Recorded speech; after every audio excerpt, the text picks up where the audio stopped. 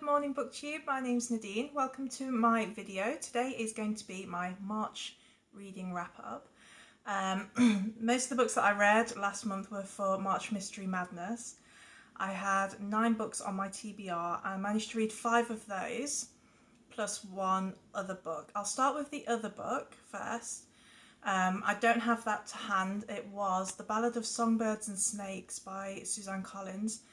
That was the prequel to the Hunger Games series, which is actually a series that I didn't think I would like, but I thought I'd give it a go just to see what all the fuss was about, and I really enjoyed it. So The Ballad of Songbirds and Snakes takes place when President Snow was a youth. So sort of, I think he was about 17 in the book, and it's all around the birth of the Hunger Games as they are known in the earlier trilogy, you know what I mean. I really enjoyed it. Sometimes the foreshadowing in it felt a little bit heavy-handed and clumsy, and that kind of took me out of the story a little bit. But that was very much just in the first half of the book, I would say. After that, it rattles along at quite a nice pace, and I really enjoyed it. So yeah, there was that one. I think I gave that 4 out of 5, or sort of 3.5 out of 5. Goodreads doesn't do halves, does it? So, my March Mystery Madness wrap up. The first book that I read was L.A. Larkin, Devour. This follows London journalist Olivia Woolf. I think her name was Olivia Woolf. It is now. It's Olivia Woolf. She is asked by her editor to go to the Antarctic, where there's this scientific expedition going on. They're trying to drill into a lake under the ice to see what's there. So she's not really interested. It's not her beat. She's into sort of terrorists and stuff like that. But begrudgingly she goes.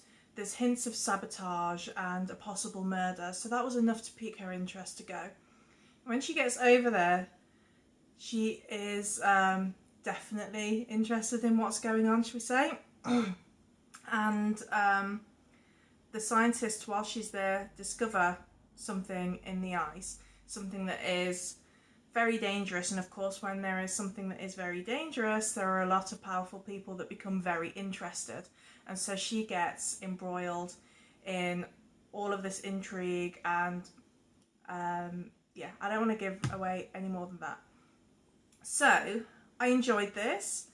I found it a little bit cliched to start with. Like, the character of Olivia, if you was asked to write down the attributes an action heroine would have, you would pretty much paint this picture. You know, down to the way she looks even.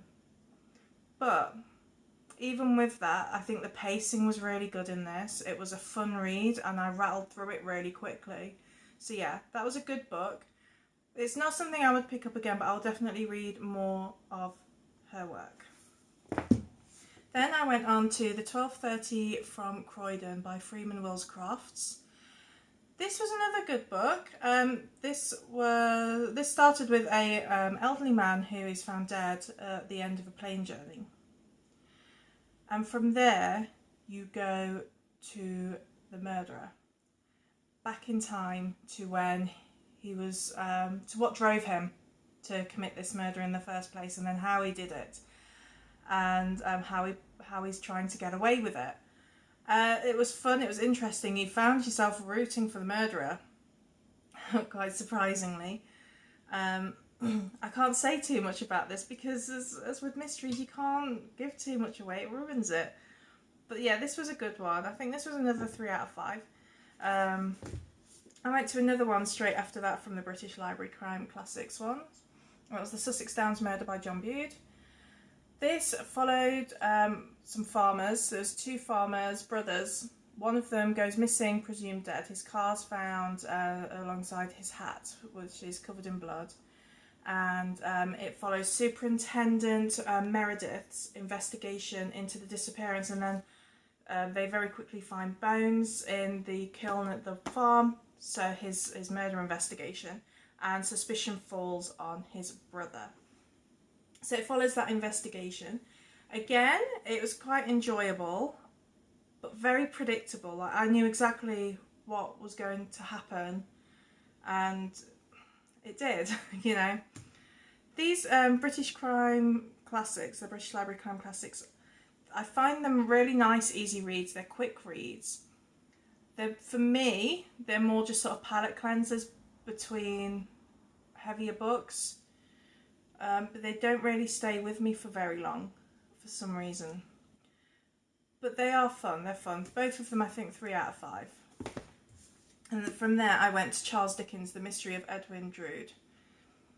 Can I just say, how rude of Charles Dickens to die whilst he was writing this, because I was just really starting to get into that and it ended. That's just so unfair. Never forgive him for that. Edwin Drood is a young, amiable guy. He is due to get married to a girl that he's been betrothed to since they were children. It was a decision made by both of their parents, and it's just kind of always been presumed that it's going to take place. Everybody likes him. Almost everybody likes him. And then he goes missing. Foul play is presumed. And the book just really started to take shape when it ended. It was such a good story, and now it's a mystery forever. But yeah, I really, really enjoyed that. 4 out of 5 on that one, I think. I can't give it 5 because I don't know what happened. But really, really good, really enjoyable. I think more Dickens in the future. It's been a long time since I've read any Dickens. And then finally, I read Snow Falling on Cedars by David Goodson. So, this is, I believe, a well-loved sort of modern classic. I have to admit, 60 pages into this, I put it down and I was seriously considering DNFing it. It was boring. Really, really boring. But I persevered because I love you guys, and I wanted to be able to at least give you a reason why I don't like it other than it's boring. But oh my gosh, after that, it really kind of opened up. This follows the courtroom trial of fisherman Kabuo Miyamoto. He's accused of murdering fellow fisherman and former friend Karl Hein. And there's so much going on in this. There's so much to unpack in it. It's, you know, a story of love and duty and identity and conflict between, you know, different cultures. It goes back in time to the events immediately preceding Pearl Harbor and the effects that has on this small community afterwards. This was a really, really good read. It was, you know, the writing, the pace suffered at times, I think. I think that's where I struggled at the start. It was very slow at times, and yeah, I think that was the problem there. But the story itself, I found really interesting, and I don't know, the language, it was very evocative of the place. Like, I feel like I've been to that island now. It was a lovely book. I can't give it 5 out of 5 because I do think it had pacing issues, but so 4.5. Yeah, I really enjoyed that. Not the sort of thing I usually pick up, so this is why I like readathons and things like that though, because you pick up things that you don't usually. I really enjoyed it. So, how long have I been rattling on for? 9 minutes, okay. At the moment, I'll tell you what I'm currently reading. I haven't done a TBR for this month because I generally don't unless I've got a readathon or something. I'm pretty much a mood reader. So I'm doing 2 read-alongs. The first one is for Njál's Saga. I'm not very far into this. I've read like the first 4 chapters. They're very short, they're only like a page or so each, so I'm not far into this. a lot of names to remember and like relate how everybody's related to each other. But I think I'm actually going to really enjoy this. And then for another read along, I'm reading Evelyn Waugh's Brideshead Revisited. I'm reading about 12 pages a day. I've only done a few days, but so far I'm loving this. I really like the language. It's quite witty, and the characters I'm enjoying. I want to get to know Sebastian more, and yeah, and the relationship that's going on there. I don't know what it's about. I've not bothered reading the book because I just decided to read it blind, so it's kind of nice just watching the story open up and not really knowing where it's going. And then I wanted to have some more horror in my life because I haven't read any horror for ages. Well, a month with the March Mystery Madness. I was going to be getting to the horror stories soon, but I just didn't make it. So I want to finish Neil Spring's The Haunted Shore. I've read every book by Neil Spring so far. I think this is his 5th, and I've enjoyed them. This one I pre-ordered when it came out. I think it was last November, and I started it straight away, and I didn't get very far. It's not grabbing me as much, but maybe I just need to give it like my undivided attention. I tend to read a lot of books at the same time, so maybe I just need to focus on just this one. But I'm not loving the characters, I think. And I'll tell you what it's about, shall I, rather than just babbling about what I think of it. This follows a woman who is sacked from her high-powered, high-paying job because she has gambling problems. She goes back to her father's place, her childhood home, which is a lighthouse that he redid. Can't think of the word. Renovated, that's the fella. And things are going on. He's got dementia. It's worse than she expected, and there's a nurse there that she didn't even know was working there. And it's supposed to be very atmospheric and stuff. I can see what he's trying to do, but it's just not doing anything for me at the moment. But we'll see. I'm not very far into it, and like I said, if I give it my undivided attention, things might change. So I'm reading those. I'm listening to Thunderhead by Neil Shusterman, which is the 2nd book after Scythe, and I'm quite enjoying that.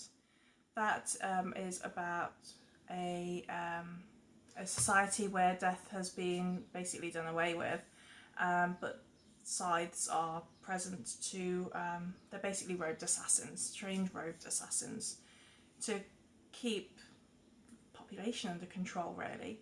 The 2nd book is Thunderhead, and the Thunderhead is like a AI system that governs society. Yeah, I'm enjoying it. It's good so far. And then I also want to finish when it loads up, because you know all my technology is very, very old. On my Kindle, I'm reading Mexican Gothic. I've got just over 3 hours left to go on that, and I'm really enjoying it. This follows Noemi, who is sent to go and check on her cousin, who appears to be going through some strange goings on in her new marriage. Very atmospheric, and don't really know what to say about it at the moment. Mexican Gothic, there it is, by Silvia Moreno Garcia. I'm really, really enjoying it. I like the characters in that. It's just a great, strong female character leading the way there. Yeah, not quite sure what's happening in it, but very, very good.